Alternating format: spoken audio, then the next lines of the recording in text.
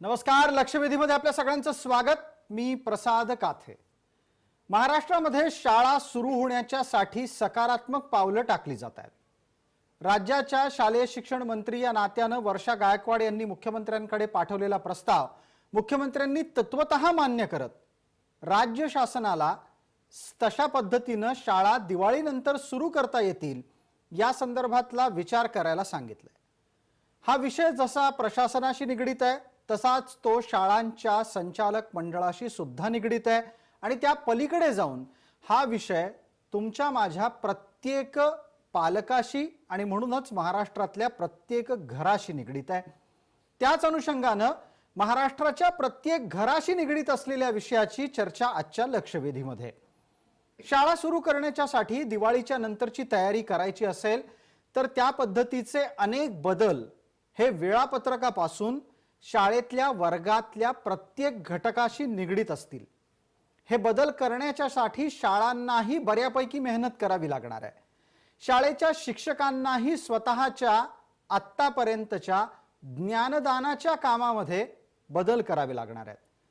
Physical distancing, social distancing अशा प्रकारचे वेगळे वेगळे शब्द वापरून दोन व्यक्तींमधलं सुरक्षित अंतर हे राखण्याच्यासाठीचं आवाहन आत्तापर्यंत केलं जात होतं. पण तुम्ही कल्पना करून बघा की तुम्ही तुमच्या मित्राला 6 ते 7 महिन्यांनी भेटलात तर कितीही इच्छा नसली तरी एकदा त्याची गळाभेट घ्यायची इच्छा होते. जर मोठ्या माणसांना ही भावना होत असेल तर आपल्या बालसवंगड्यांपासून 7-7 महिने दूर राहिलेली ही मुलं जेव्हा पहिल्या दिवशी शाळेत जातील तेव्हा ती सोशल डिस्टन्सिंग पाळतील. अनेक दिवसांनी मुलांबरोबर बसून म्हणजे आपल्या सवंगड्यांच्या बरोबर बसून डबा न खाण्याचा नियम त्यांना पाळावा लागणार आहे. हे सगळं कमी की काय, ज्या वेळेला बाई शिकवतील त्यावेळेला शेजारी बसून कानन गोष्टी करता येणार नाहीयेत. हे सगळं त्यांच्या सुरक्षेसाठी आहे. हे त्या लहान मुलांना पटवून देणं ही सगळ्यात मोठी शिक्षकांची जबाबदारी आहे. दुसऱ्या बाजूला एका वर्गात किती मुलं बसवायची, त्या मुलांच्या जर एकापेक्षा अधिक तुकड्या झाल्या तर वेळापत्रक कसं करायचं, असे अनंत प्रश्न शाळा नावाच्या एका समाजातल्या आणि आपल्या रोजच्या जीवनातल्या महत्त्वाच्या घटकाशी आहेत. आणि म्हणूनच आजच्या लक्षवेधीतला अत्यंत महत्त्वाचा विषय शाळा कशा चालवायच्या.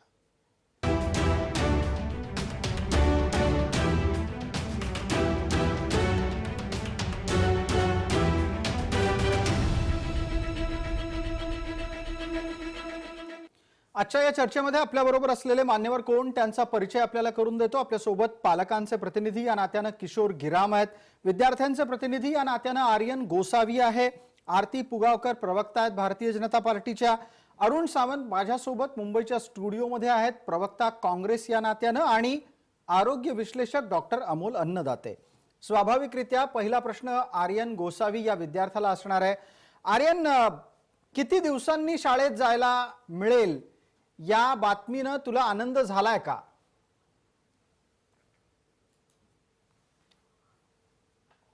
हॅलो आर्यन, अगदी माझा आवाज येतोय आर्यन? नाही, ब्रेक होतोय. बर, आता मी प्रश्न एकदा परत विचारू म्हणजे ऐकायला येईल? हो विचारा. अगदी. आर्यन, माझा प्रश्न असा आहे की इतक्या दिवसांनी शाळेत जायला मिळणार या कल्पनेने आनंद वाटतोय, भीती वाटतेय, काळजी वाटतेय, भावना काय आहेत? आनंद पण वाटतोय आणि भीती पण वाटते. कारण आनंद असा आहे की खूप महिन्यांनंतर मित्रांना भेटणार, पण भीती अशी आहे की करोनाची भीती पण आहे. बर, म्हणून असं आहे.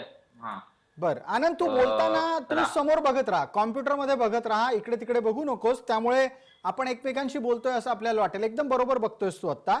आता मला एक सांग की तुला जी भीती वाटतेय त्याच्यासाठी शाळेच्याकडून तुला काय अपेक्षित आहे? शाळा सांगेल की एकमेकांपासून लांब राहा, सोबत डबे खाऊ नका, शेक हँड करू नका, एकमेकांच्या शरीराशी धसमसुळेपणाने मारामाऱ्या करू नका, हे तर प्रत्येक शाळा सांगतेच, पण एकमेकांपासून लांब राहा हे जेव्हा सांगेल आणि त्या भावनेनं तू शाळेत पोहोचशील, तुझे 8-8 महिन्यांनी मित्र तुला भेटतील, त्यावेळेला तू कसं वागशील त्यांच्याशी? असं एकदम सरप्राइझिंगली वागेल. बर, काय सरप्राईज असेल ते? हॅलो. अगदी आर्यन, माझा आवाज पोचतोय? काही टेक्निकल अडचण येते? कदाचित काही टेक्निकल अडचणी असू शकतात. आपण एक प्रश्न या निमित्तानं आता पुढचा पटकन एकदा अरुण सावंतजींना विचारणार आहोत. सावंत साहेब, राज्य सरकारच्या समोर एक खूप मोठं आव्हान आहे आणि हे आव्हान आत्ताच्या घडीला स्वाभाविकरित्या शाळा सुरू करण्याचं आहे. त्या निमित्तानं माझा प्रश्न तुम्हाला असा असेल की सरकारची किती तयारी झाली आहे? हे पहा, आव्हान तर जरूरच आहे सरकार पुढचं, पण हे आव्हान फक्त सरकारचं नाहीये. या आव्हानामध्ये विद्यार्थी आले, शिक्षक आले, पालक आले, शाळा जे काही संस्था चालवत आहेत त्या आल्या. या सर्वांनी मिळून हे जे काय आव्हान आहे ते आव्हान पेललं पाहिजे. कारण इथे प्रत्येकाच्या जीविताचा प्रश्न आहे. नुसतं सरकारचंच हे आव्हान आहे असं मी इथे मानणार नाही. शिक्षकांनी सुद्धा आपली जबाबदारी यावेळेस पार पाडली पाहिजे. विद्यार्थ्यांनी सुद्धा त्या ज्या काही जबाबदाऱ्या त्यांना पालकांनी सांगितलेल्या आहेत, शिक्षकांनी जे काही नियम घालून दिले, संस्था शाळा चालवणाऱ्यांनी जे काही नियम त्यांना सांगितले, त्या नियमांचं काटेकोर पालन यावेळेस प्रामुख्याने विद्यार्थ्यांनी पाळलं पाहिजे. आता हे विद्यार्थी वेगवेगळ्या वयोगटातील असतील, आता त्यांना समजावण्याचं काम हे शिक्षकांनी आणि संस्थेच्या चालकांनी त्यांच्यावरती पूर्ण काटेकोरपणे लक्ष देऊन हे पाहिलं पाहिजे. तेव्हाच आपण ही लढाई जिंकू शकू. सावंत साहेब, मान्य आहे की शाळेतनी भरपूर जबाबदारी उचलली पाहिजे. तुम्ही काय करताय? तुम्ही याचा अर्थ व्यक्तिगतरित्या घेऊ नका, सरकार म्हणून मला उत्तर द्या. तुम्ही सरकार म्हणून काय करता आहात? सरकार म्हणून सरकारने जी काही जबाबदारी उचलली पाहिजे होती ती उचललीच आहेत. नवीन शैक्षणिक धोरण जे काय आहे ते मुख्यमंत्र्यांनी आणि संपूर्ण मंत्रिमंडळाने आखून दिलेलं आहे. शिक्षण विभागाने, शिक्षण मंत्र्यांनी आखून दिलेलं आहे. परंतु ही जी काही एक पर्टिक्युलर बाब आता आहे शाळा सुरू करण्याची, ही संपूर्णपणे सरकार नाही पार पाडू शकत. कारण शाळा ज्या काय आहेत, सरकार ही बाब पूर्णपणे पार पाडू शकत नाही सावंत साहेब. पण जेव्हा विद्यार्थ्यांचा विषय येतो, शालेय शिक्षणाचा, एकूणच शिक्षणाचा विषय येतो, तेव्हा प्राथमिक जबाबदारी तर तुमच्यावर आहे. अगदी जरूर. आपलं म्हणणे आम्हाला पूर्णपणे मान्य आहे आणि म्हणूनच सरकारने, मुख्यमंत्र्यांनी, शिक्षण मंत्री वर्षाताई गायकवाड यांनी एक SOP बनवली आहे आणि ही संपूर्णपणे शाळांना, शिक्षकांना आणि संस्थांना दिली गेलेली, त्याचं पालन जेव्हा काटेकोरपणे या तिन्ही गोष्टी करतील त्यावेळेसच ही लढाई सरकार सुद्धा जिंकेल आणि आपण सर्व जिंकू. अगदी. डॉक्टर अन्नदातेंकडे जाऊयात. डॉक्टर अमोल अन्नदाते आपल्या सोबत महाराष्ट्रातल्या वैजापूर सारख्या तालुक्यातून आहेत. अमोलजी, ग्रामीण भागातली काय परिस्थिती आहे? इकडे मुंबई पुण्याची गोष्ट करायला गेलो तर मुंबई पुण्यामध्ये विद्यार्थ्यांना एका बाजूला उत्सुकता आहे, दुसऱ्या बाजूला भीती आहे. ग्रामीण भागात जिथे खऱ्या अर्थानं आता कोरोनाचा प्रसार वेगानं होतोय आणि दिवाळीनंतर परिस्थिती काय असेल देवाला ठाऊक, अशा वेळेला शाळा सुरू करण्याचे धोके काय? प्रसादजी, मी एक बालरोग तज्ञ याबरोबरच एका शाळेचा संचालक आणि एक 7वी पर्यंत ग्रामीण भागातल्या काही गोरगरीब मुलांची शाळा चालवणारा एक संचालक या निमित्ताने मी आज तुमच्याशी बोलतोय. अगदी. कारण मी इथे मी एक 7वी पर्यंत शाळा चालवतो, जिथे अत्यंत गरीब शेतकरी, हमाल अशी मुलं असतात. ग्रामीण भागामध्ये काय माहितीये, एकतर पहिली गोष्ट, आपण जर शाळा सुरू करण्याचा निर्णय घेत असतील तर सर्वप्रथम मला वाटतं, एक बालरोग तज्ञ म्हणून मी शाळा बंद असल्यामुळे ज्या समस्या बघतोय त्याच्यामुळे मला सरकारचं या निर्णयासाठी मी अभिनंदन करेल की त्यांनी लवकरात लवकर आता शाळा सुरू करण्याच्या दिशेने पावलं उचलावी जी ते उचलतायत. ग्रामीण भागामध्ये सगळ्यात मोठा विषय एक काय आहे जो कोणाच्याही लक्षात येत नाहीये की ग्रामीण भागातल्या शाळा या फक्त शिक्षणाच्या नव्हे तर आजही मिड डे मील प्रोग्राम, जेवण आपल्याकडे शाळेमध्ये दिलं जातं. जी आजही कित्येक कुटुंबांसाठी, लहान मुलांसाठी शाळा हा एक आहाराचाही स्रोत आहे आणि हा मिड डे मील प्रोग्राम बंद पडल्यामुळे ग्रामीण भागामध्ये कुपोषणाचं प्रमाण काही प्रमाणात वाढलंय असं माझ्या नजरेत येत आहे. काही इन्फेक्शियस डिसीज बाकीचे आहेत ते वाढलेले आहेत. तर ग्रामीण भागामध्ये शाळा उघडण्याचा एक थेट संबंध जो आहे तो मी जोडेल लसीकरणाशी आणि लहान मुलांमध्ये आधीच असलेल्या आरोग्य समस्यांची. अगदी अगदी. त्या निमित्तानं एक पटकन पुढचा प्रश्न मला पालकांना विचारायचा आहे. दरम्यान आर्यन, माझा आवाज येत असेल तर एक महत्वाची गोष्ट सांगू इच्छितो. आर्यन, तुझ्या आजूबाजूला खूप आवाज आहे, जरा कृपया तुझ्या आजूबाजूला थोडीशी शांतता पाळायला सांग. कोणालाही बोलायला सांगू नकोस, कारण तो आवाज सगळ्यांनाच ऐकायला येतो आहे.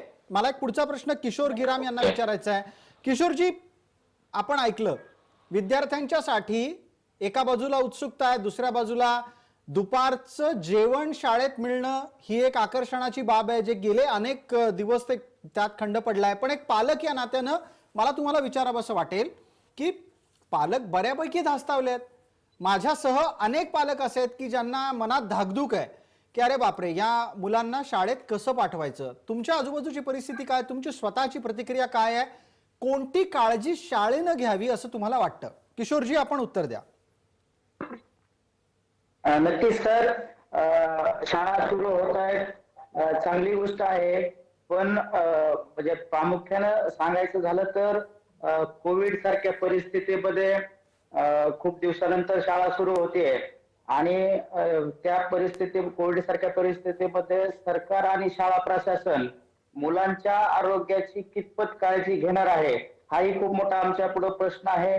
कारण प्रत्येक पालकाला आपला मुलगा हा आपल्या काळजाच्या तुकड्यासारखा असतो आणि त्याच्यामुळे त्याला शाळेत पाठवायचं म्हणलं तर खूप मोठं म्हणजे असं काळजावर दगड ठेवून पाठवल्यासारखं एक राहणार आहे. पण शाळेत तर पाठवावं लागणार आहे. पण शाळा प्रशासनाला आणि सरकार याबद्दल मुलांच्या आरोग्याच्या संदर्भात काय पावलं उचलतंय ही तितकंच महत्वाचं आहे सर. किशोरजी, आपण थोड्या वेळापूर्वी आपल्या सोबत सत्ताधारी गटाचे प्रतिनिधी या नात्यानं अरुण सावंत आहेत. अरुणजींचं एक वाक्य ऐकलं असेल, ते असं म्हणाले की राज्य सरकारपेक्षा जास्त जबाबदारी शाळेची आहे. सर, शाळेची जबाबदारी जरी असली तरी सरकारनेही काही गाईडलाईन शाळेला करणं महत्वाचं आहे आणि त्याचबरोबर शाळेतल्या मुलांच्या आरोग्याचाही प्रश्न तेवढाच महत्वाचा आहे. त्याच्याबरोबर मला आणखीन एक प्रश्न सर आपल्याला सांगायचं आहे की शाळा खूप दिवसानं सुरू करतायत, तर मुलांच्या आरोग्याच्या संदर्भात म्हणजे ठोस उपाययोजना करणं जेवढं महत्वाचं आहे तेवढंच या महाराष्ट्रामध्ये किंवा जे संस्था चालक आहे, जी शिक्षण लॉबी आहे, ती शिक्षण लॉबी खूप मोठ्या प्रमाणावर या ठिकाणी पालकांकडनं फीस वसूल करते आहे. अगदी त्या फीच्या विषयावर आपण नक्की बोलणार आहोत या निमित्तानं. आरती पुगावकर आता पूर्णपणे आपल्याशी तांत्रिक दृष्ट्या योग्य पद्धतीने जोडल्या गेलेल्या आहेत. आरतीजींचा थोड्या वेळापूर्वी संपर्क तुटत असल्यानं आपण त्यांना प्रश्न नव्हता विचारला. आता आपण आरती पुगावकर यांना चर्चेत सहभागी करून घेतो आहोत. आरतीजी, मुलांची उत्सुकता ऐकली, पालकांची काळजी ऐकली, डॉक्टरांचं म्हणणं काय आहे तेही आपल्यापर्यंत पोहोचलं आणि सत्ताधारी गटाची भूमिका पण पोहोचली. तुम्ही स्वतः महानगरपालिका मुंबईच्या शिक्षण समितीच्या सदस्य या नात्यानं सुद्धा काम केल्याचा अनुभव आहे. आत्ताच्या घडीला करायला काय पाहिजे, होतंय काय?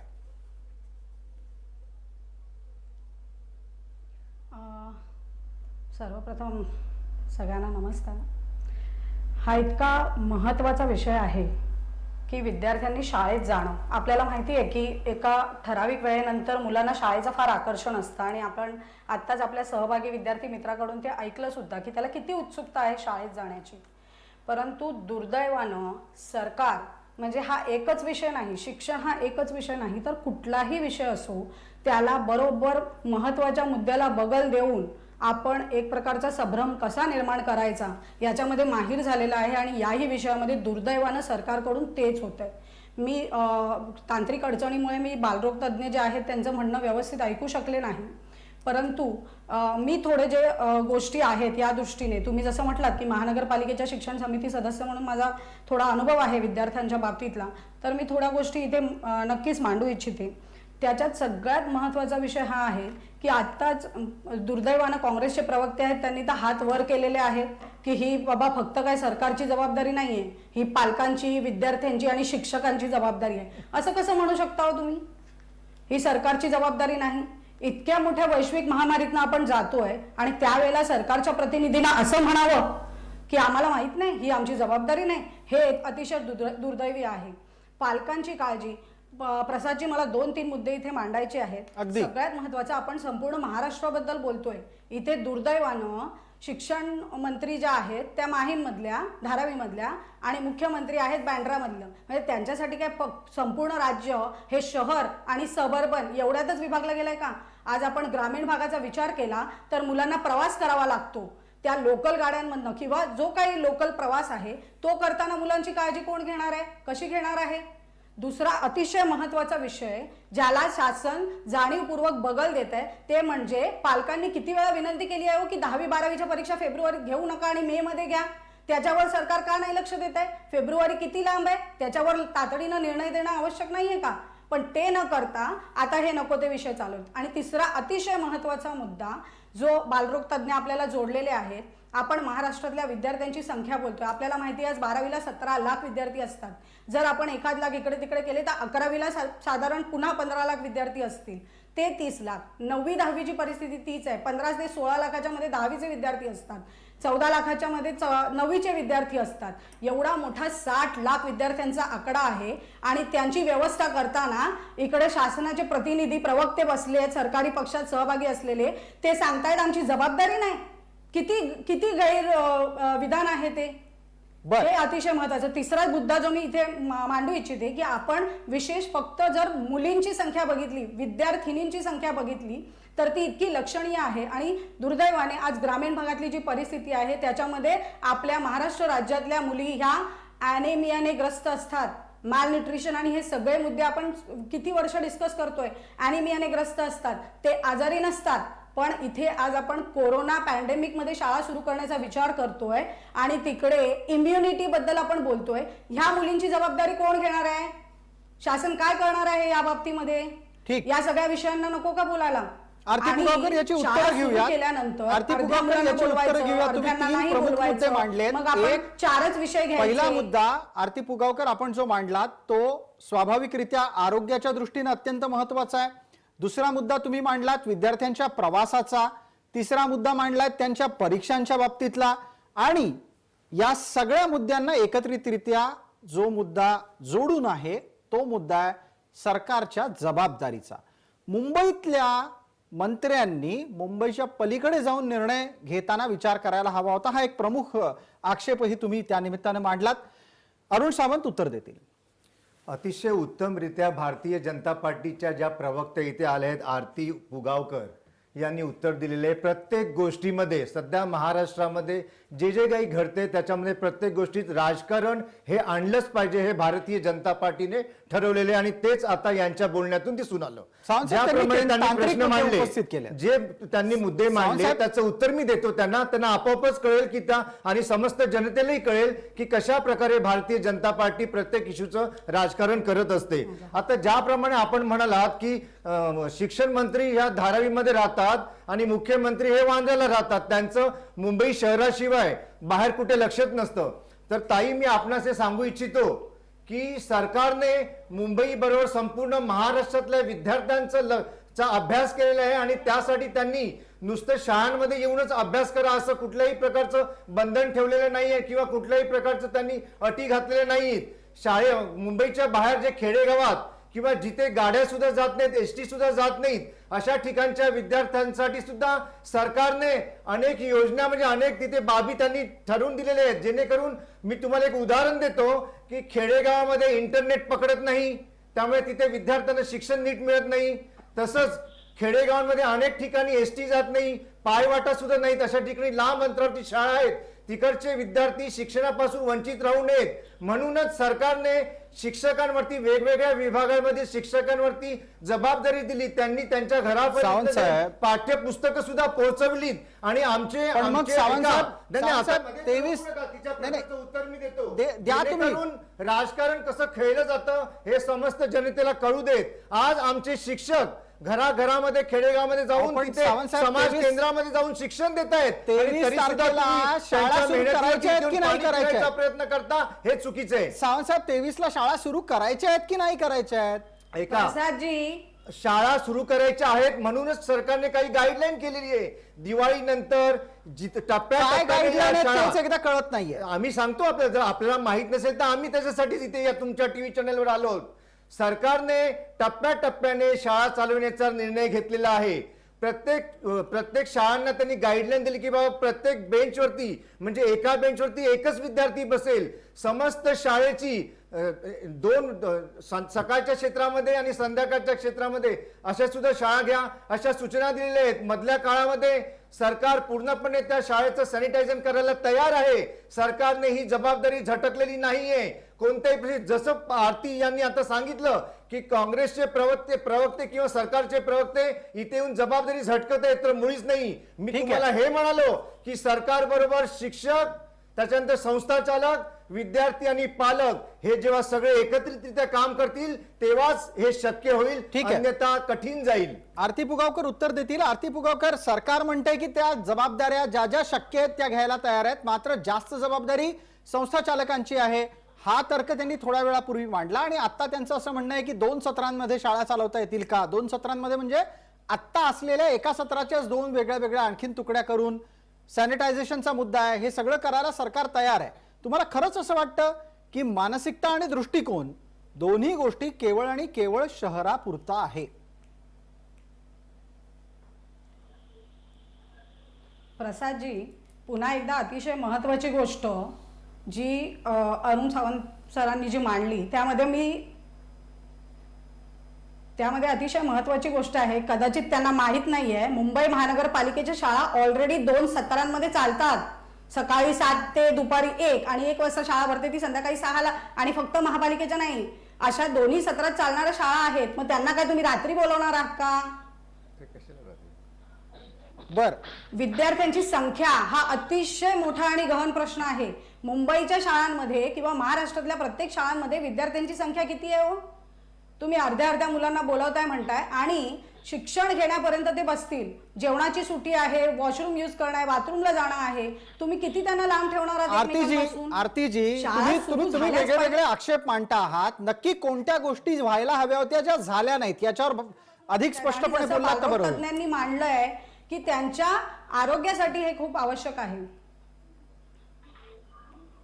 बर, या निमित्तानं डॉक्टर अमोल अन्नदाते यांच्याकडे जाऊयात पटकन एकदा. अमोल अन्नदाते, विषय आरोग्य विषयक चर्चेला आला. मुलींमधला अॅनिमिया आहे, मुलांना घराबाहेर पडल्यानंतर विविध कारणांमुळे होणाऱ्या संसर्गाच्या बाबतीतली चिंता आहे. पालक चिंताग्रस्त आहेत, त्यांनी त्यांची भूमिका मांडली. तुम्हाला वाटतं असं की मुंबईच्या पुण्याच्या पलीकडे जाऊन ग्रामीण भागात शिकणाऱ्या, शाळेत येऊ पाहणाऱ्या विद्यार्थ्यांच्या बाबतीत धोरणात काही विचार झालाय? जी काय आपल्याकडे काय झालंय, म्हणजे आता कोविड पॅन्डेमिकच नाही, वर्षानुवर्षे ग्रामीण भागातलं आरोग्य क्षेत्र आणि आमच्याकडच्या प्रसादजी एक जर्नलिस्ट म्हणून तुम्ही आमच्या जिल्हा परिषद शाळा असू द्या किंवा सरकारी शाळा जिथे आम्ही शिबिरं घेतो त्याची परिस्थिती ही वर्षानुवर्ष दयनीय आहे. म्हणजे हे काय कोविड पॅन्डेमिक किंवा हे सरकार हा प्रश्न नाहीये. आणि ऑलरेडी आरोग्याची यंत्रणा ही जिल्हा पातळीपासून म्हणजे तालुका पातळीवरती ऑलरेडी क्षीण आहे, नाममात्र आहे आणि ती खूप थकलेली आहे. सगळ्यात महत्वाचं या बाबतीत 100% ग्रामीण भागाकडे जसं आरोग्याकडे दुर्लक्ष आहे तसं शिक्षण क्षेत्राकडे दुर्लक्ष आहे. पण या बाबतीत मला महत्वाची गोष्ट प्रसादजी सांगायची आहे की आमची इंडियन अकॅडमी ऑफ पिडियाट्रिक्स नावाची एक संघटना असते बालरोग तज्ञांची. 240 दशलक्ष मुलं आता शाळेमध्ये जायला सुरुवात करणार आहेत पूर्ण देशामध्ये.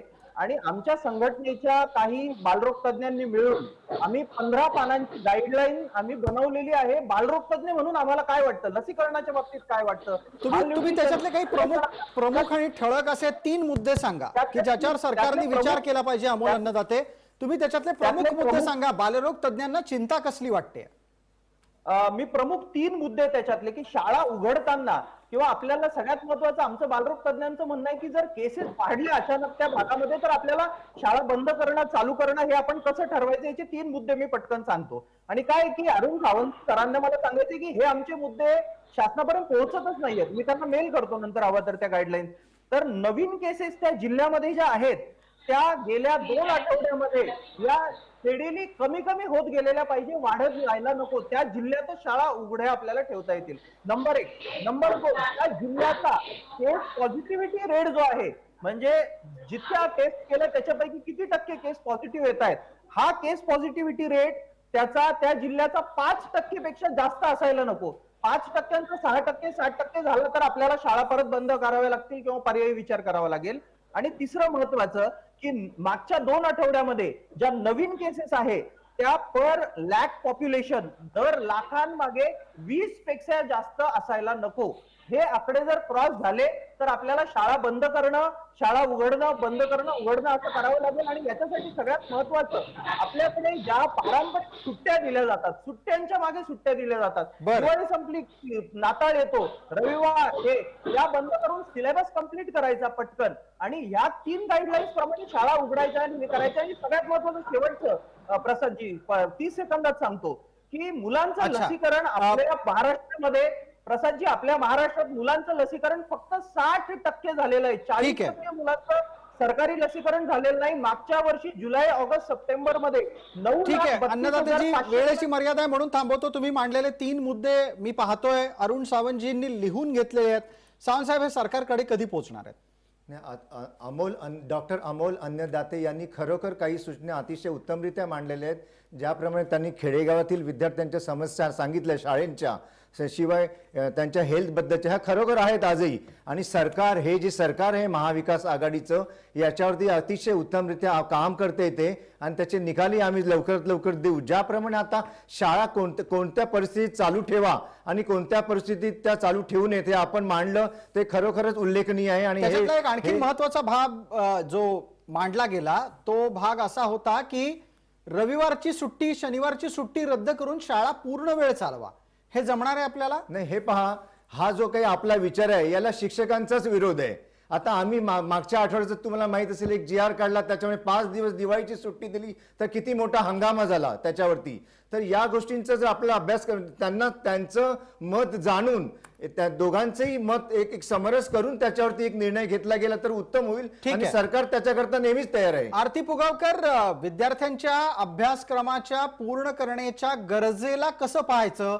शिक्षक सुट्ट्यांच्या बाबतीत मात्र कोणत्याही प्रकारचं कॉम्प्रोमाइज करायला, तडजोड करायला तयार नाहीयेत. आरती पुगावकर.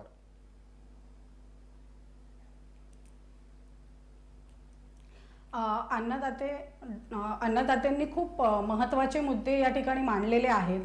त्याच्यामध्ये सगळ्यात महत्त्वाचा मुद्दा त्यांनी जो मांडला की त्यांचं म्हणणं सरकारपर्यंत पोहोचतच नाही आहे. आता अरुणजींनी सतत सांगितलं की आम्ही SOP तयार केली आहे आणि आम्ही ती सगळ्यांना पाठवलेली आहे. पालकांना, संस्था चालकांना, विद्यार्थ्यांना, अशी सगळ्यांना आम्ही ती पाठवलेली आहे. का नाही ती जाहीर केली हो? पालक, तुम्ही काय इंडिव्हिज्युअली पालकांना जाऊन हातात दिली आहे का ती? पालक आज धास्तावलेला आहे, घाबरलेला आहे, आपल्या मुलाला शाळेत पाठवायला तयार नाही आहे. तर अशा परिस्थितीमध्ये ती SOP जाहीर करणं अपेक्षित नव्हतं का? की जेणेकरून पालकांमधली भीती, जर त्या SOP तसं काही असेल तर ती भीती कमी होऊ शकली असती. दुसरी महत्वाची गोष्ट, जर सरकारने SOP तयार केली आहे तर मग अन्नदाते जे आहेत, अशा सारख्या संस्था चालकांना त्यासाठी निमंत्रित केलं होतं जो का? मुद्दा आपण मांडला तो अत्यंत महत्वाचा आहे. मला त्यानिमित्तानं अरुण सावंत साहेबांना विचारायचं आहे. सावंत साहेब, पालक म्हणून ना सरकारची कुठलीही SOP आमच्यापर्यंत पोहोचलेली नाही. नाही, हे एक दुर्दैव आहे की आपण म्हणता की कोणत्याही प्रकारची SOP तुम्हाला मिळत नाही. माझ्याकडे प्रत्येक ज्या काही SOP सध्या सरकार डिक्लेअर करत त्या येत असतात.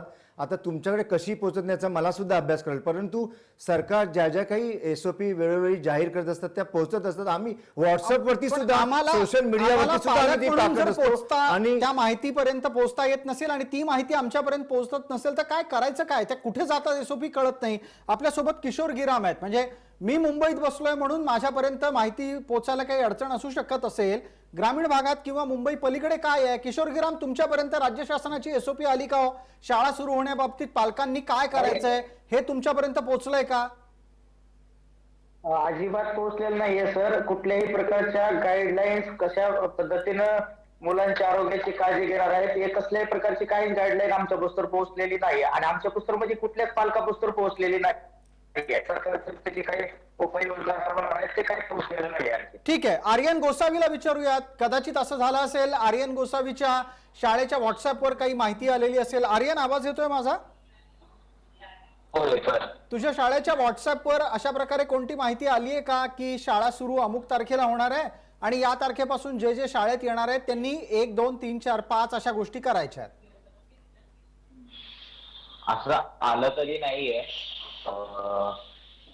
आणि आपण बरं, तुझ्याकडे अजून माहिती पोहोचलेली दिसत नाही. अरुण सावंत, उत्तर द्या. बरं, मी एका वाक्यात या पॅनेलवरती जेवढे मेंबर बसलेत आणि आर्यन तुला सुद्धा सांगू इच्छितो आणि महाराष्ट्रातील समस्त जनतेला हे सांगू शकतो, आज समाज माध्यम अनेक आहेत, TV आहेत, सोशल मीडिया आहे, व्हॉट्सअप आहे. मी आत्ता या क्षणी आपण व्हॉट्सअपवरती जा किंवा आपल्या फेसबुकवरती जा किंवा आणखीन कुठल्याही माध्यमावर जा, आणखी तिथे मुख्यमंत्र्यांनी जे काही SOP बद्दल जी काही माहिती दिली, शिक्षण मंत्र्यांनी जी काही माहिती दिली आपल्याला तात्काळ मिळेल. म्हणजे तुम्हाला जरी माहिती मिळाली नसेल तर त्याकरता मी माहिती देतो. मी आता इथे येण्यापूर्वी त्या SOPचा अभ्यास करायला मी तुमच्या समोर बसलोय. बरं, म्हणजे तुम्ही थोडक्यात सर्वांनी काय? माहिती घ्यावी कृपया. माहिती अशी मिळवण्याची विनंती जबाबदारी करतोय. पालकांनी पार मी पाडावी. आपणास कमी लेखत नाही, कृपया आपण ही पाहावी. माहिती घेण्याची जबाबदारी पालकांनी पार पडावी. आरती फुगावकर, एक पटकन आपल्यासाठी 30 सेकंदाचा वेळ आहे फक्त.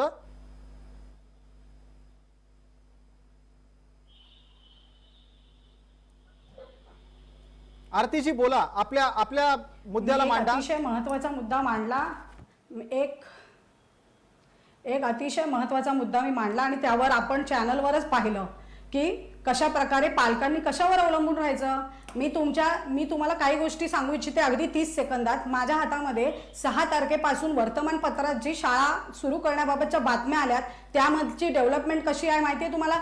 6 तारखेला एज्युकेशन मिनिस्टरने सांगितलं आम्ही प्रपोज केलंय स्टेट गव्हर्नमेंटला की शाळा सुरू करायच्या आहेत. 7 तारखेला मुख्यमंत्री सांगतात हो आम्हाला हे प्रपोजल आलंय, आम्ही शाळा 23 दिवाळीनंतर सुरू करू, त्याची SOP लवकरच जाहीर करू. आज 8 तारीख कालची गेली आणि आज आपण आहोत. कोणाला मिळाली आहे SOP? अगदी खरं आहे अरुण सावंत, हा खरंच एक मोठा प्रश्न आहे. न्यूजपेपरला तुम्ही पाठवली. केंद्र सरकारची SOP आलेली आहे, राज्य सरकारच्या कडून शाळेत सोशल पाठवायच्या मीडियापेक्षा मुलांच्या न्यूजपेपरला बाबत दिली असती तरी कोणत्या प्रकारच्या नियमांची घोषणा झाली?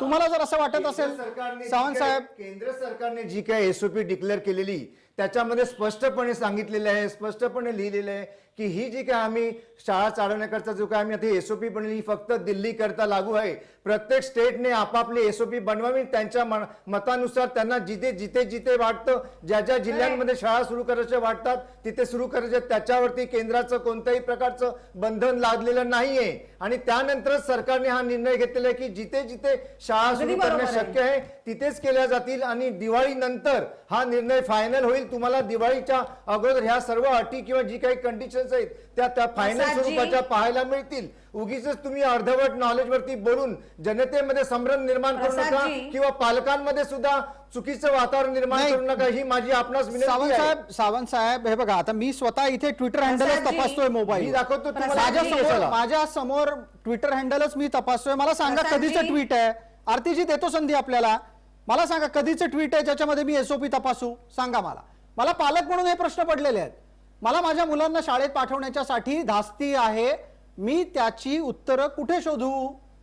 23 तारखेला माझ्या मुलांना मला शाळेत पाठवायचं असेल तर मला काय करायचं? तयारी काय करायची? कोणी डिक्लेअर केली 23 तारीख? 23 तारीख सातत्यानं तुमच्या मंत्री महोदय सांगतात. सरकारने कोणत्याही प्रकारची तारीख डिक्लेअर केलेली नाहीये. केंद्राने फक्त 18 तारीख डिक्लेअर केली होती. सरकार स्टेट गव्हर्नमेंटने क्लिअरली सांगितलेले. काल मुख्यमंत्र्यांची शिक्षणाधिकाऱ्यांची मीटिंग झाली, त्या मीटिंग मध्ये संपूर्णपणे आराखडा तयार केला गेला आणि दिवाळीनंतर सरकार आणि एज्युकेशन डिपार्टमेंट याच्याबद्दल गाईडलाईन जारी करेल. सावंत साहेब, ही 23 तारीख मग मंची आहे का? गेले कित्येक दिवस चर्चेत येते वेगवेगळ्या चॅनेलवरती वेगवेगळ्या तारखा डिक्लेअर होत आहेत. नाही, वेगवेगळ्या नाही होत आहे. डिपार्टमेंटने आणि माफ करा सावंत साहेब, 23 तारखेव्यतिरिक्त दुसरी कुठलीच तारीख चर्चेत येत नाहीये. 23 तारखेव्यतिरिक्त दुसरी कुठलीच तारीख चर्चेत येत पर्यंत महाराष्ट्राच्या सरकारने, महाविकास आघाडीने, शिक्षण मंत्र्यांनी कोणतीही फायनल तारीख डिक्लेअर केली नाहीये. दिवाळीच्या नंतर ह्या तारखा घोषित होतील, शाळा चालू होतील, हेच आम्ही सतत सांगत आहोत. म्हणजे याचा अर्थ सावंत साहेब सोपा असा निघतो की शाळा सुरू करायच्या की नाही याचा निर्णय अद्याप झालेला नाही. हे बरोबर आहे सावंत साहेब? तुम्ही तसा अर्थ काढू शकता, परंतु शाळा सुरू करण्यासाठी सरकार संपूर्णपणे पॉझिटिव्ह आहे आणि त्यांनी त्याकरताच काल संपूर्ण शिक्षण अधिकाऱ्यांच्या मीटिंग घेऊन, पालकांच्या संघटनेच्या मीटिंग घेऊन त्याच्यामध्ये एक गाईडलाईन बनवलेली आहे. आणि दिवाळीपर्यंत, म्हणजे दिवाळीत तरी या शाळा सुरू होत नाहीत, दिवाळीच्या नंतर महाराष्ट्रातील शाळा टप्प्याटप्प्याने सुरू होतील, हे माझं फायनल वाक्य आहे. ठीक आहे आरतीजी, या भूमिकेवर आपल्यासाठी 30 सेकंद आहेत, त्यानंतर आपल्याला पटकन एक छोटी विश्रांती घ्यायची आहे. अरुण सावंतांनी केंद्राच्या गाईडलाईनचा उल्लेख केला. माझ्या हातात केंद्राची गाईडलाईन आहे. 15 सप्टेंबर नंतर प्रत्येक राज्य आपापल्या सोयीनुसार शाळा सुरू करू मग आम्ही शकतात पण तेच असं सांगतो. केंद्राने त्यांच्या आम्ही सुद्धा तेच SOP सांगतो. मध्ये वेगळं काही म्हटलेलं आहे. सांगत नाही आहोत आम्ही. सप्टेंबर 15 पासून सरकार शिक्षण विभाग काय करतंय का नाही आजपर्यंत एसओपी तयार नाही, झाली भारतीय आता जे आता जनता आपण पार्टीला पाहिलं, फक्त 23 एकच नोव्हेंबरला काम आहे मुलांना शाळेत सध्या. पाठवायचं असेल तर भारतीय आपल्या जनता हातात पार्टीला ठोस हे पहा, काहीच नाहीये. विद्यार्थ्यांच्या मी वारंवार जीविताशी खेळ सांगते करू की हे नका. महाविकास हे मी आघाडीचं दरवेळेस सरकार सांगत आहे ना, असतो. ते मुख्य फक्त विषयांना शाळा बदल सुरू देऊन करा, शाळा नको त्या सुरू विषयांना करा. जन्म हे देत करून काही होणार आहे. नाहीये. आम्ही नाही, भाजप सरकार वगैरे नाही, जबाबदार आहे, तर सरकारची काँग्रेस, जबाबदारी शिवसेना आणि अतिशय राष्ट्रवादी उत्तमरित्या इथं पाळत मिळून आहे. जे महाविकास सावंत साहेब एक मिनिट तो दोघांच्याही या चर्चेमध्ये हस्तक्षेप करावा लागतोय, वेळेची मर्यादा आहे. त्यांच्यामध्ये आरती पुगावकर एकच confusion मिनिट पण थांबा. करतंय. सावंत आणि हे साहेब महामारीच्या सावंत साहेब काळात तुम्ही असं वगैरे म्हणता आहात ना की केंद्राच्या एसओपी आल्यात, केंद्राने राज्यावर जबाबदारी टाकली आहे. तांत्रिक मुद्दा आहे. 15 सप्टेंबरच्या नंतर आज तागायत महाराष्ट्राची एसओपी तयार होऊ शकली असती ना. नाही. तारीख ठरवायची होती तेव्हा ठरवा. सरकार वेळोवेळी जेव्हा जेव्हा याच्या कॅबिनेटमध्ये मिटिंग झाल्या आहेत त्या प्रत्येक मिटिंगमध्ये सरकारने स्टेप बाय स्टेप प्रत्येक निर्णय घेतलेले आहेत. शिक्षणासंबंधित, शिक्षकांसंबंधित, विद्यार्थ्यांसंबंधित. आता जी काय फायनल गाईडलाईन जी आम्ही दिवाळीनंतर शाळा करण्यासंबंधात घेणार आहोत ही आपल्या प्रत्येकाला मिळेल. नाही मिळाली तर तुम्ही मला कॉन्टॅक्ट करा, मी जरूर देईन. ठीक समस्त आहे. महाराष्ट्राला एसओपी ठीक आहे. मिळेल. कुणापासून एसओपी दडवली जाणार नाही. ठीक आहे सावंत साहेब, वेळेची मर्यादा, एक पटकन छोटीशी विश्रांती घेऊन लवकरच परत येऊ आणि लक्षवेधीच्या पुढच्या भागात या बरोबरच एक महत्वाचा मुद्दा आहे जो पालकांसाठी अत्यंत जिव्हाळ्याचा आहे, तो आहे शिक्षणाचं शुल्क. शाळा ऑनलाईनच्या पद्धतीनं चालवल्या गेल्या आणि तरी सुद्धा शिक्षणाचं शुल्क वसुली होत राहिली. पालकांसाठी तोही अत्यंत जिव्हाळ्याचा विषय आहे.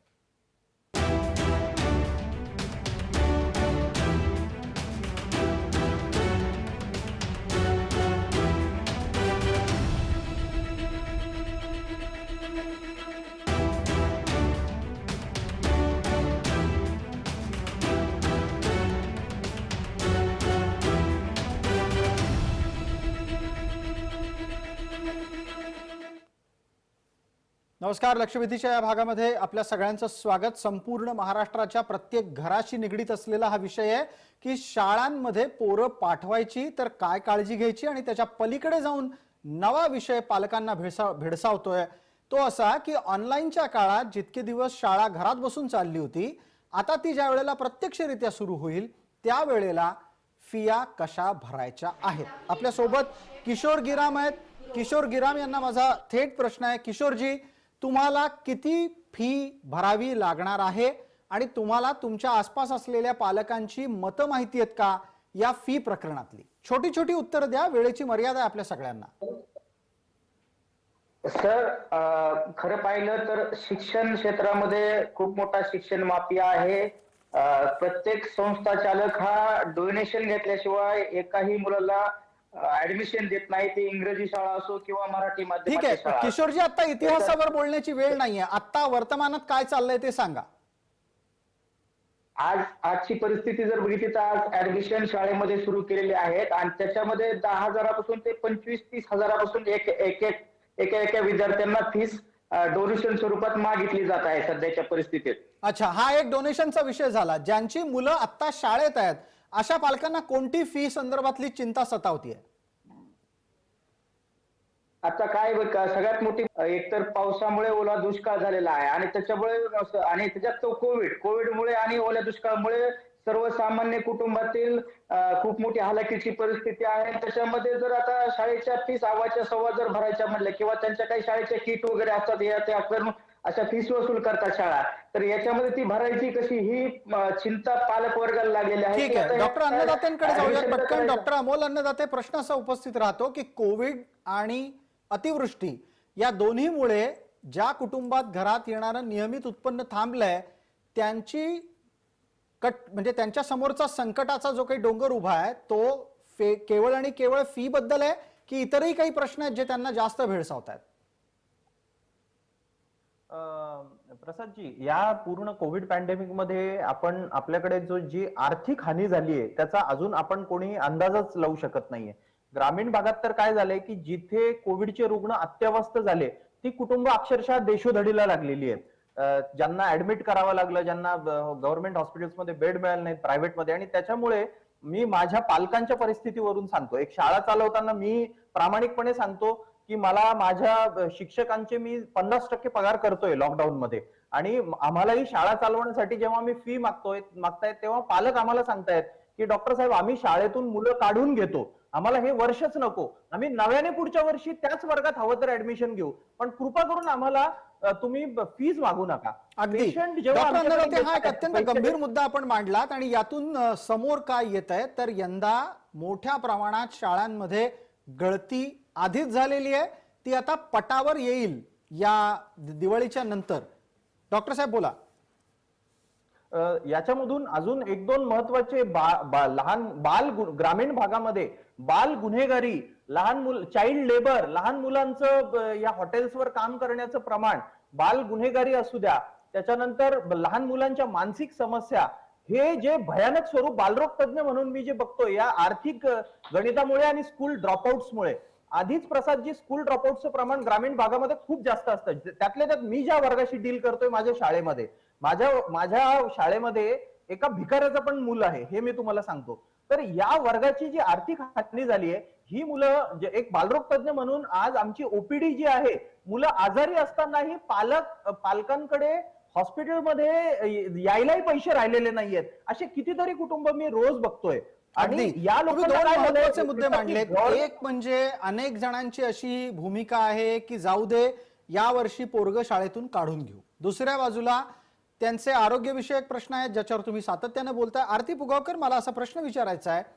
थोड्या वेळापूर्वीच्या चर्चेमध्ये फीच्या संदर्भातली चिंता व्यक्त केली गेली. शाळा सुरू करण्याचा निर्णय हा खऱ्या अर्थानं मुलांसाठी आहे की शिक्षण सम्राटांसाठी आहे? नक्कीच हा खूप महत्त्वाचा मुद्दा इकडे उपस्थित होतो. कारण जर हा, मला असं वाटतं की विद्यार्थ्यांच्या दृष्टीने हा निर्णय असता. आरतीजी, आपण सलग बोलत राहा, आपलं म्हणणं अतिशय हा नीट अतिशय ऐकायला येतंय. महत्त्वाचा मुद्दा आरतीजी, आहे मध्ये की थांबू जसं नका. अन्नदातेजींनी सांगितलं, गिरामांनी जसं सांगितलं की खरोखर आज परिस्थिती अशी आहे की पालकांकडे पैसे द्यायला नाहीत. आणि जर अगदी लांब न जाता मी मुंबई किंवा सबअबमधल्या काही शाळा म्हटल्या ज्या अगदी आपण म्हणू की NGO बेस किंवा अनुदानित किंवा ज्या मध्यम म्हणजे त्यांची कपॅसिटी आहे, अशा शाळा जरी म्हटल्या तरी त्यांची फी 18 ते 20 हजाराच्या वर जाते हो एका विद्यार्थ्याची. एका घरात जर 2 मुलं असतील, 3 मुलं असतील तर पालकांनी काय करायचं, कसं मुलांना शिकवायचं, ही खूप मोठी अडचण आहे. त्यामुळे खरंच हा प्रश्न इथे उपस्थित होतो. अगदी. आणि या निमित्तानं अरुण सावंतांना मग पुढचा प्रश्न असेल. अरुण सावंत साहेब, आपण याही पूर्वी शिक्षणाच्या शुल्कासंदर्भात चर्चा केली. या निमित्तानं जेव्हा जेव्हा आपण मंत्र्यांकडे दाद मागायचा प्रयत्न केला त्या वेळेला त्यांनी असं उत्तर दिलं की हे प्रकरण न्यायप्रविष्ट आहे, शिक्षण शुल्क कोरोना काळात घ्यावं न घ्यावं याबाबत सरकार काही करू शकत नाही. अशी किती दिवस परिस्थिती राहणार आहे? प्रकरण न्यायप्रविष्ट आहे म्हणून सरकार अंगचोर भूमिका कशी घेऊ शकतं? नाही, आपलं म्हणणं आता जे मांडलं ते अगदी बरोबर मांडलं आपण, की प्रकरण न्यायप्रविष्ट आहे, पण तरी सुद्धा प्रकरण न्यायालयामध्ये असून मुलांसाठी शिक्षण सम्राटांसाठी मंत्र्यांनी जर आपल्याला माहित असेल आणि जर आपल्यापर्यंत ते पोहोचलं असेल, आपला अभ्यास असेल, तर शिक्षण मंत्र्यांनी एक GR काढला होता. तो GR मी चांगला अतिशय उत्तमरित्या वाचलेला आहे. शाळा जी संस्था चालवत आहेत त्या संस्था चालकांना सरकारने दम भरला होता की या पिरियडमध्ये कोणीही फी वसुली करता जबरदस्ती करू नये. आणि कोणी त्याला भीक नाही घातली. राज्यामध्ये पालकांची आंदोलनं झालेली आहेत. पालक अक्षरशः काकुळतीला येऊन सांगतायत की कृपया ज्या काळात ऑनलाईन शाळा सुरू आहेत त्या काळात फी वसूल करू नका. जेव्हा प्रत्यक्ष शाळेत जायची वेळ येईल त्यावेळेला आपण त्याची चर्चा करू. आपलं म्हणणे मान्य आहे मला. एका बाजूने मी आपलं म्हणणं मान्य करतो, मी दुसरी बाजू मांडतो, आपण सर्वांनी ऐकावी. आज ऑनलाईन म्हणा किंवा ऑफलाईन तर नाहीच आहे, परंतु ऑनलाईन जे काही शिक्षणात चालू आहे ते सुद्धा शिक्षक शिकवत आहेत, ती सुद्धा माणसं आहेत, ती सुद्धा पूर्ण दिवस बिझी आहेत. आणि संस्था चालक जे आहेत ते फी वसूल जे काही प्रमाणात करतायत त्याच फी मधून त्या शिक्षकांची पोटं भरतायत, याचा सुद्धा विचार आपण केला गेला पाहिजे. आणि जर काही प्रमाणात त्यांनी फी वसूल नाही केली, फक्त त्यांनी जबरदस्ती करू नये हे सरकारने त्यांना ठामपणे निश्चितपणे सांगितलं होतं. आणि आज अनेक शाळा अर्ध्या फी मध्ये ऐकतायत आणि जिथे जिथे जबरदस्ती असेल तिथे तिथे आवाज उठवला गेला पाहिजे. ठीक आहे. आरती पुगावकर, तांत्रिक दृष्ट्या तुम्हाला असं वाटतं का की ज्या पद्धतीने अरुण सावंतांनी भूमिका मांडली ती योग्य आहे? प्रसादजी, तुम्ही सांगितलं पालकांची आंदोलनं झाली, त्या आंदोलनातला एक अतिशय महत्वाचा मुद्दा असा होता की पालक असं म्हणत होते तुम्ही ट्युशन फी घ्या, त्याला आम्हाला म्हणणं नाही, ट्युशन फी भरायला आम्ही तयार आहोत, पण लायब्ररीची फी आहे किंवा शाळेतल्या बाकीच्या लॅबोरेटरीज आहेत त्याची फी आहे किंवा अन्य शुल्क जे आहे, ट्युशन फी सोडून जे शुल्क आहे ते तुम्ही घेऊ नकात, असं पालकांचं स्पष्ट म्हणणं होतं. अगदी मग इथे आम्ही आपल्यासोबत- कुठे म्हणतोय हो, संस्था चालकांची गळचेपी करा किंवा त्यांना तुम्ही दुर्लक्ष करा असं म्हणणंच नाहीये. अगदी पालकांचंही किशोर म्हणणं गिराम नव्हतं. यांना पालक एकदा पैसे भूमिका द्यायला तयार- विचारूयात. किशोर गिराम, पालकांच्या कडून नक्की कुठलं शुल्क घेतलं जावं? सर, मला असं वाटतं की कोविड परिस्थितीमुळे, लॉकडाऊन लागल्यामुळे सर्वसामान्य कुटुंब हे खूप मोठ्या आर्थिक संकटात अडकलेले आहेत. त्याच्यातच अतिवृष्टी झालेली आहे. त्याच्यामुळे या वर्षीचं जे शिक्षण आहे ते सर्व शिक्षण सरकारने मोफत द्यावं, कसल्याही प्रकारची शाळेला फीस न ठेवता हे शिक्षण द्यावं. त्यावेळेस सर्वसामान्य कुटुंबाचे लेकरं ते शाळेत शिकू शकतात. अन्यथा फीस भरून या वर्षी शाळेत घालण्याची परिस्थिती पालक वर्गाची सर्वसामान्य राहिलेली नाही. अगदी किशोर गिराम, आपण एक अत्यंत महत्वाचा मुद्दा मांडलात. मला सावंत साहेब एक प्रश्न थेटच विचारायचा आहे. आपण गेल्या काही दिवसांपूर्वी आपल्याच पक्षाचे मंत्री असलेल्या अमित देशमुखांचं वक्तव्य ऐकलं असेल. त्यांनी असं सांगितलं की आरक्षणाच्या अंतर्गत ज्या मराठा तरुणांना थांबावं लागलेलं आहे किंवा त्यांची ऍडमिशन झालेली आहे अशा विद्यार्थ्यांची फी सरकार भरणार आहे. हा फक्त असा विषय जातीय का राहू शकतो? सरसकट फी माफीच्या संदर्भात, फी भरण्याच्या संदर्भात निर्णय का होऊ शकत नाहीत? हा विषय जातीय नाहीये. हा एक तिढा निर्माण झाला होता सरकारपुढे की ज्या विद्यार्थ्यांची ऍडमिशन झालेली आहेत त्यांचं काय, आणि तो तिढा सोडवण्याकरता तात्पुरता एक निर्णय तिथे घेतला गेला. आता गिरम यांनी असं म्हटलं की सरकारने संपूर्णपणे फी भरायची जबाबदारी घ्यावी. गिरम साहेब, मी आपणास हा प्रश्न विचारू इच्छितो की सरकार ती सुद्धा घ्यायला तयार आहे, परंतु आपण हा विचार करा की आपल्या मुलांना आपण आज म्युन्सिपालिटीच्या शाळेमध्ये पाठवता का, तर नाही पाठवत. राज्य सरकारच्या शाळांमध्ये पाठवता का, नाही पाठवत. जिल्हा परिषदेच्या शाळांमध्ये पाठवता का, नाही पाठवत. आज त्या शाळा ओस पडल्यात, बंद होत चालल्यात. का बंद त्याचा होतात? इथे- तर त्याचा तुम्ही इथे काय प्रायव्हेट संबंध आहे? शाळांमध्ये प्रत्येक जण आपल्या त्याचा इथे काय घालायला संबंध लागलाय. आहे? त्याचा संबंध इथे हा आहे की प्रायव्हेट शाळांमध्ये मधल्या विद्यार्थ्यांचे फी सरकार कशी काही भरणार? नाही, मग तुम्हाला कोणत्या विद्यार्थ्यांच्या संदर्भात फी भरायची किमान तयारी आहे? जी मुलं, जे विद्यार्थी सरकारी शाळांमध्ये जातात, म्युन्सिपालिटीच्या शाळांमध्ये समजा तर फी आम्ही माफच केलेली आहे. जिल्हा परिषदांची, तुम्ही प्रायव्हेट शाळांची फी कशी काय मागू शकता? गिराम, उत्तर द्या. अनुदान घेत नाहीत का सरकारचं साहेब? प्रायव्हेट शाळा ज्या आहेत त्या सरकारचं अनुदान घेत नाहीत का? प्रायव्हेट शाळा कुठे अनुदान देतं काहीतरी? सावंत साहेब, आपलं उत्तर ऐकतायत ते. तुमचं काय म्हणणं आहे? प्रायव्हेट शाळा, कोणत्या प्रायव्हेट शाळा अनुदान घेत आहेत? ज्या शाळांना सरकारने अनुदान दिलेले त्याच घेत आहेत ना, ज्या सरकारच्या कंट्रोलमध्ये चालतायत त्या. ठीक आहे. आरती पुगावकर, आपलं एकदा मत यावर येऊ द्या, त्याच्यानंतर आपल्याला मूळ मुद्द्यावर परत यायचं आहे, कारण हाही एक शाळा सुरू करण्यातला महत्वाचा विषय आहे, शुल्क वसुलीचा. आरतीजी, आपलं निरीक्षण. नाही, असं आहे की आताच अरुणजींनी सांगितलं की असं ठरवू शकत नाही आपण कुठल्या शाळांच्या फीज आपण माफ करू शकतो किंवा काय. सरकारने चहूबाजूंनी जर विचार केला तर यातूनही काहीतरी मार्ग निघू शकतो. जसा आताच उल्लेख आला अनुदानित शाळांचा, तर अनुदानित शाळांच्या बाबतीत हे नक्कीच होऊ शकतं. आणि प्रायव्हेट शाळा जरी म्हटलं तरी त्यांना मान्यता आपणच देतो ना हो. मग जर आपण मान्यता देतो तर आपण त्यांना काहीतरी निर्बंध, ठोस निर्बंध, GR काढला हे उत्तर असू शकत नाही, कारण GR काढल्यानंतर किती संस्था त्याला मानतात, नाही मानतात, तिची वसुली करतात, नाही करतात, हे आपण सगळं पाहिलेलं आहे. त्या बाबतीमध्ये काहीतरी ठोस भूमिका, काहीतरी ठोस निर्णय अगदीच होऊ शकतो. मग ते का केलं जात नाहीये? सावंत साहेब, याचं उत्तर आहे आपल्याकडे? नाही, हे काही नको ते काहीतरी प्रश्न विचारून त्याची उत्तर मी काय देणार ना, की प्रायव्हेट शाळांवरती तुम्ही जर असं म्हणत असाल की नको ते तुम्ही प्रश्न म्हणजे काय जिथे असतं? जिथे कोर्स सुद्धा असं कसं म्हणू शकता? ऐका जरा, आरतीजी ऐका, उगीच काहीतरी बडबडू नका.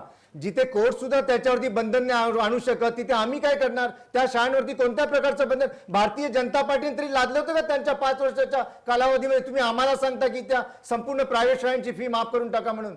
जबरदस्ती नाही होत अशी कोणावरती. आरतीजी, याचं उत्तर असेल तर द्या. आपल्याकडे 30 सेकंदात. त्यानंतर अमोल अन्नदातेंचा एक मुद्दा ऐकायचा आहे. मी असं म्हटलेलंच नाहीये. सर्व प्रायव्हेट शाळांची फी माफ करा असं मी म्हटलंय का? कशाला भरकटवतायत? कोणत्या प्रायव्हेट शाळांची तुम्हाला फी हवी मग मला सांगा. त्या म्हणतायत अनुदानित शाळांच्या संदर्भातला त्यांचा विषय आहे सावंत साहेब. ठीक आहे, त्या मुद्द्यावर आपण अधिक अडकतो आहोत. पटकन वेळेची मर्यादा असल्याने डॉक्टर अमोल अन्नदातेंकडून एक मुद्दा ऐकूयात. आपल्याला चर्चेच्या समारोपाकडेही जायचंय. मी शाळा चालवताना अनुभवावरून एकच सांगतो की मधला मार्ग जो फीचा चालू आहे सर, की आम्हाला काय असतं की आपल्या जवळपास 15-10 किलोमीटरच्या आजूबाजूला जी मुलं असतात, आर्थिक दृष्ट्या जी म्हणजे जी विकर इकॉनॉमिकल सेक्शन, त्यांना शाळेमध्ये ऍडमिशन देऊन महाडीबीटी या वेबसाईटवर त्यांची नोंदणी केली तर त्यांची फी मिळते. तर 2 वर्षापासून राज्य सरकार आम्हाला प्रायव्हेट शाळांना ही फीजही देत नाहीये.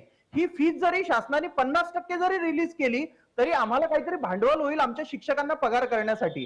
तर मी म्हणतो की खासगी म्हणजे दुसऱ्या यांची नाही, पण महाडीबीटीवर ज्यांची नोंदणी झाली आहे त्यांची तरी फीज जी मागच्या वर्षीची काही कोटीची फीज पेंडिंग आहे तेवढी जरी शासनाने रिलीज केली. आणि मला वाटतं 23 मार्चला, फक्त मी पटकन सांगतो, 23 मार्चला हे पॅन्डेमिक सुरू झालेलं असताना माननीय अर्थमंत्री अजितदादा पवार जर हे जाहीर करू शकतात की महाराष्ट्रातल्या आमदारांना प्रत्येकी 30 लाख आम्ही कर्ज देत आहोत विना व्याज, आणि त्यांच्या ड्रायव्हर्ससाठी आम्ही 17,000 रुपये महिना पगार आम्ही जाहीर करतोय, हे जर 23 मार्चला करू शकतं तर या इकॉनॉमिकली पुअर सेक्शनच्या मुलांची 2 वर्षाची थकलेली जी फीज आहे महाडीबीटीवर नोंदणी झालेली, किमान ती तरी त्यांनी द्यावी. अगदी. आणि हे काय कमी आहे, या दरम्यानच्या काळामध्ये कोरोना काळ असताना साखर कारखानदारीचे कोट्यवधीचे कर्ज हमीचे दावे केले गेले, ते मंजूर झाले. नैतिक दृष्ट्या गोष्टी तपासायला हव्यात. शिक्षण महत्वाचं का आपलं राजकारण महत्वाचं?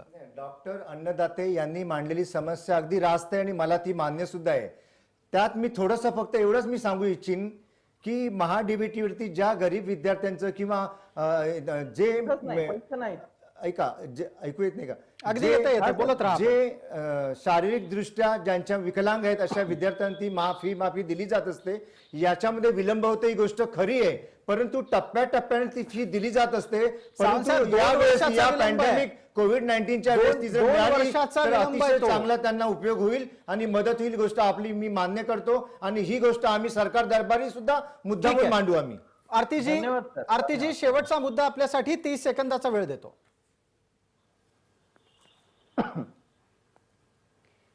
चला, किमान काहीतरी मान्य केलं महाविकास आघाडीच्या वतीनं आलेल्या प्रवक्त्यांनी.